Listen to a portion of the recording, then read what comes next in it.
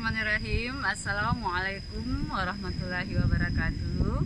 Alhamdulillahirabbil alamin. Segala puji dan puja kita panjatkan kepada Allah Subhanahu wa taala, karena Allah telah memberikan kita nikmat iman, nikmat Islam, nikmat kesehatan dan nikmat kesempatan.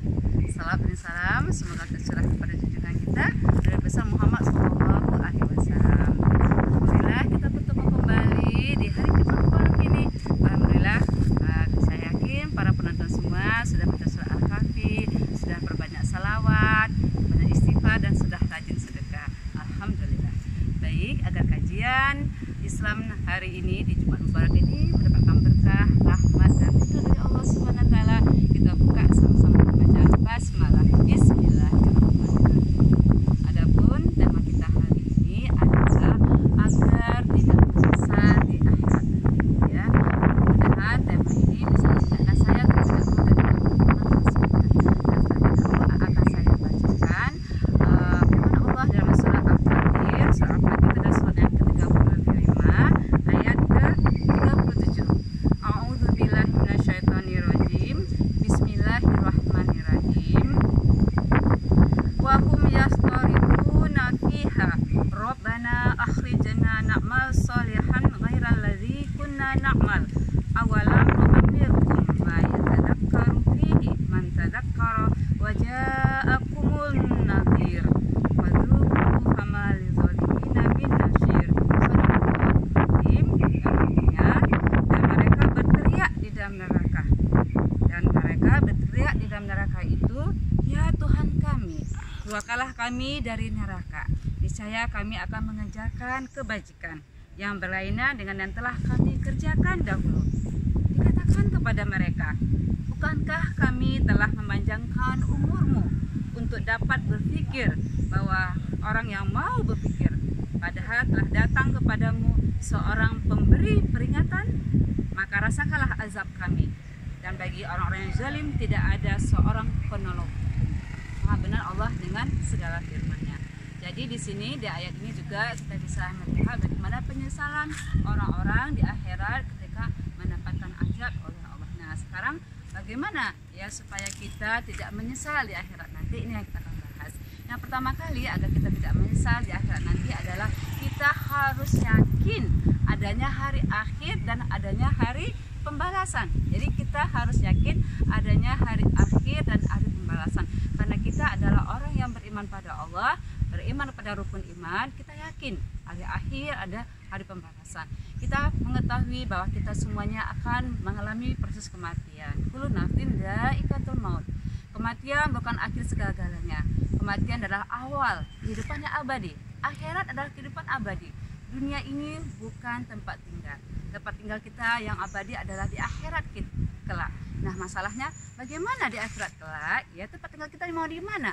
Apakah tempat tinggal kita mau di surga kah, ataukah tempat kita di neraka? Na'udzubillah min dzalik. Kita menginginkan tempat tinggal kita yang abadi adalah di surga. Nah, karena kita percaya dan yakin adanya hari akhir dan hari pembalasan, kita berusaha melakukan hal-hal yang baik karena kita tahu semuanya akan dipertanggungjawabkan di hadapan Allah. Apa yang akan kita lakukan itu semuanya akan dipertanggungjawabkan di hadapan Allah karena adanya hari pembalasan. Maka di sini katakan dunia ini adalah tempatnya sementara, dunia adalah tempat menanam, sehingga nanti di akhirat nanti kita akan menuai.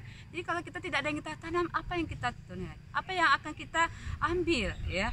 Oleh karena itu tadi, yakin dengan hari akhir dan pembalasan itu juga bisa membuat kita itu bersiap-siap supaya terhindar dari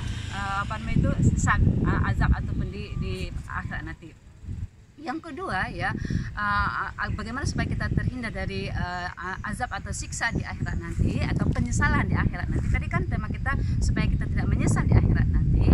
Yang kita lakukan adalah kita senantiasa menjadi orang-orang yang beriman dan beramal soleh. Nah, supaya kita tidak menyesal di akhirat, beriman dan beramal soleh. Kan Allah mengatakan dalam Al-Quran dan surah ya, Asriyah, a'udzubillahi minasyaitonirrajim, bismillahirrahmanirrahim, ya, wal asr innal insana lafi husri illal ladzina amanu wa amilus solihati wa tawassaw bil haqqi wa tawassaw bis sabri. Jadi lebih masa kata Allah, manusia itu dalam keadaan kerugian, kecuali siapa? Kecuali orang yang beriman dan orang yang beramal soleh, ya, nasihat menasihati dalam kebenaran. kebenaran dan nasihat menasihati dalam kesabaran. Jadi agar kita tidak menyesal nanti di hari akhirat, kita harus beriman dan beramal soleh. Kalau tadi kita yakin adanya hari akhir dan pembalasan, ya. Kedua adalah bagaimana kita beriman dan beramal soleh. Jadi kita lakukan di dunia ini sebanyak-banyaknya melakukan amal soleh supaya kita tidak rugi. Ya, Allah masih memberikan kesempatan kita hidup dunia. Kita yakin akan adanya hari pembalasan tadi, kita beramal soleh.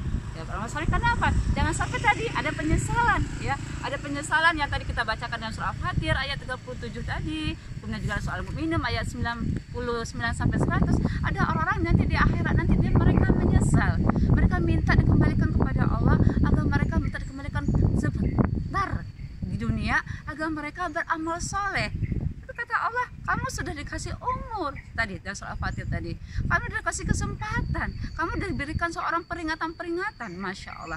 Seharusnya telah dikasih umur, ya, dikasih peringatan, ada para nabi. Seharusnya kita bisa beramal soleh untuk mempersiapkan hari akhirat kita nanti supaya tidak ada penyesalan di hari akhirat. Itu yang kedua. Yang ketiga, apalagi yang harus kita lakukan supaya kita tidak menyesal di akhirat nanti adalah kita harus bisa mengendalikan hawa nafsu. Nah ini dia, Masya Allah, ya. Mungkin pada tema-tema sebelumnya pernah saya sampaikan juga di YouTube sebelumnya, kan ada 3 nafsu manusia, ya, pernah ya saya sampaikan. Ada nafsu mutmainnah, ada nafsu lawamah, ada nafsu ya, amarah bisu, ya. Tetapi kita menginginkan nafsu kita adalah nafsu mutmainnah. Kita harus mengendalikan hawa nafsu kita. Jangan suka menjadi nafsu-nafsu yang marah dan bisu tadi, yang nafsu yang cenderung kepada keburukan, atau nafsu lawamah yang cenderung kepada mencela, ya. Tetapi kita harus menjadikan nafsu kita ini, kita kendalikan nafsu kita ini menjadi nafsu mutmainnah, yaitu nafsu yang memiliki jiwa yang tenang, jiwa yang hanya berhadap kepada Allah, jiwa yang hanya mendapatkan ridha Allah, jiwa yang hanya berserah diri kepada Allah, menjadikan segala kehidupannya adalah untuk mencari ridha Allah. Itu tadi mengendalikan hawa nafsu sehingga menjadikan hawa nafsunya adalah hawa nafsu yang mutmainnah, agar tidak menyesal nanti di akhirat. Kemudian yang keempat, apa lagi yang bisa kita lakukan agar kita terhindar dari penyesalan di akhirat adalah kita harus bisa memanfaatkan waktu, Masya Allah, ya. Sering kita dengarkan dari Rasulullah perkara itu pergunakan 5 perkara sebelum datang 5 perkara. Itu memang Masya Allah diulang-ulang dan kita sering dengarnya. Karena apa, memang itu waktu kita tuh sebentar hidup di dunia. Kata Rasulullah, umur umatku adalah 60 sampai 70. Kita dari kecil, dewasa, tua, ya. Setelah itu akan kembali kepada Allah. Manfaatkan waktu muda sebelum datang masa waktu tua, masa sehat sebelum datang masa sakit, masa lapang sebelum datang masa sempit. Pergunakan waktu-waktu kita sebelum masa kaya sebelum masa miskin. Jadi dengan kita bisa memanfaatkan waktu dengan sebaik-baiknya, ya, dengan tadi, ya, dengan melakukan hal-hal yang baik, dengan amal soleh, ya, insya Allah kita akan memetik hasil yang memuaskan nanti di akhirat. Dan yang terakhir, ya, agar kita tidak menyesal di akhirat nanti adalah kita menjadi orang yang senantiasa berhati-hati, Masya Allah, ya, berhati-hati, bersifat wara, ya. Bersifat wara itu artinya apa? Bersifat wara itu berhati-hati. Ketika dia melakukan segala aktivitasnya, dia akan memandang ini sesuai dengan syariat atau tidak.